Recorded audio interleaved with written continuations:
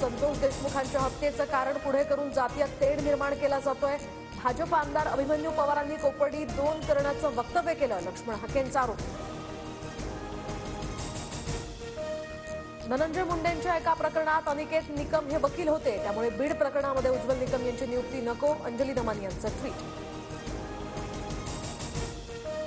निकमांच्या नियुक्तीवर राजकारण करणं म्हणजे गुन्हेगारांना मदत करण्यासारखं. गुन्हेगारांना वाचवायचं असेल तर नियुक्तीला विरोध होईल.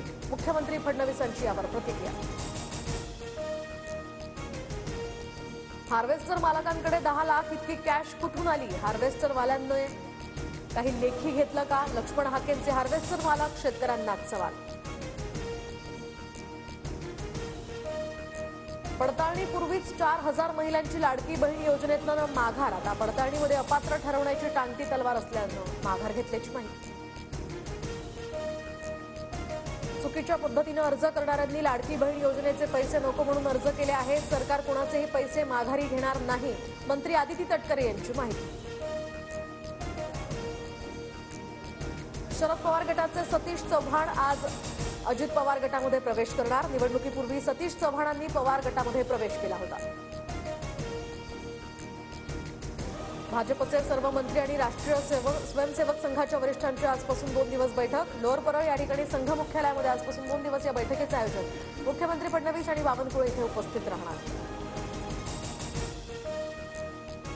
24 तारखेनंतर मोठा पक्षप्रवेश होणार. ठाकरे गटातनं अनेकांचा अपेक्षित असलेला मोठा पक्षप्रवेश होईल, मंत्री उदय सामंतांचं विधान.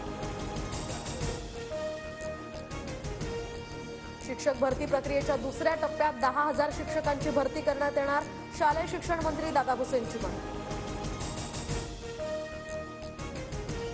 पीएमपीच्या ताफ्यात फेब्रुवारीपासून आता नव्या बसेस दाखल होणार. 400 बसेसची निविदा प्रक्रिया पूर्ण, तर 200 सीएनजी बसेस घेण्याचा पीएमपी प्रशासनाचा निर्णय. 31 जानेवारीपासून संसदेचं अर्थसंकल्पीय अधिवेशन सुरू होणार. 1 फेब्रुवारीला अर्थमंत्री निर्मला सीतारामन अर्थसंकल्प सादर करणार. अमेरिकेत टिकटॉकवर बंदी कायम. अमेरिकेच्या सर्वोच्च न्यायालयाचा बंदी उठवण्यास नकार.